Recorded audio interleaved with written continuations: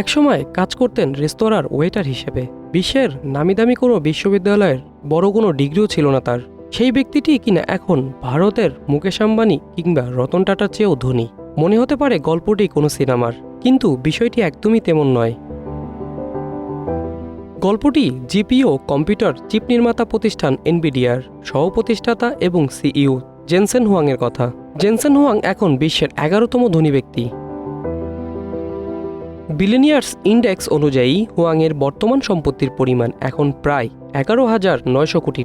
ফোর্বসের real time billionaire তালিকায় এটি এখন পর্যন্ত তার সর্বোচ্চ অবস্থান। এ তালিকা অনুযায়ী রিলায়েন্স ইন্ডাস্ট্রির চেয়ারম্যান মুকেশ আম্বানি এবং ভারতীয় ধনকূপের রতন টাটার চেয়েও বেশি ধনী গ্লোবালে টেক সুপারস্টার। মাইক্রোসফট ও অ্যাপেলকে পিছনে ফেলে বিশ্বের সবচেয়ে মূল্যবান পাবলিকলি ট্রেড কোম্পানিতে পরিণত হয়েছে এনভিডিয়া। এখন কোম্পানিটির বাজার মূল্য প্রায় $3.335 ট্রিলিয়ন মার্কিন ডলার। চলতি মাসে চিপমেকার এই প্রতিষ্ঠানটির প্রতি শেয়ার মূল্য 3.5% বেড়ে $135.58 পৌঁছায়।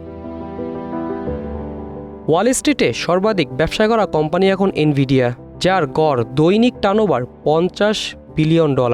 চলতি বছরেই এনভিডিয়ার শেয়ারের মূল্য বেড়েছে 182 ভাগ, আর গত বছর কোম্পানিটির শেয়ারের মূল্য বেড়েছিল 3 গুণ।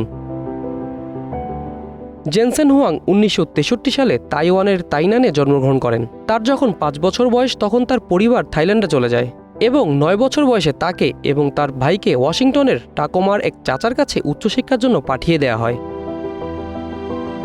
জেনসেন তার প্রাথমিক শিক্ষা কেন্টাকির ওডিনা এলিমেন্টারি স্কুল থেকে এবং স্নাতক পোর্টল্যান্ডের কাছাকাছি আলোহা হাই স্কুল থেকে পাশ করেন। 1984 সালে হুয়াং ওরেগন স্টেট ইউনিভার্সিটি থেকে তড়িৎ প্রকৌশলী উপস্নাতক ডিগ্রি অর্জন করেন।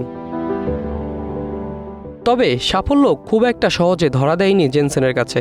তিনি তার কর্মজীবন শুরু করেছিলেন একজন বাসবয় হিসেবে।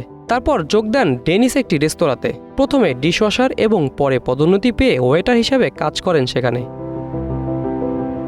তবে স্বপ্ন যার বড় হওয়ার, সে কি বসে থাকেন? 1993 সালে তিনি ক্রিস মালোস্কি এবং কার্টিস প্রাইমের সাথে এনভিডিয়া প্রতিষ্ঠা করেন। 2007 সালে ফোর্বস ম্যাগাজিন তাকে $24.6 বিলিয়ন বেতন সহ যুক্তরাষ্ট্রের 61তম সর্বোচ্চ বেতনভোগী সিইও হিসেবে তালিকাভুক্ত করেন।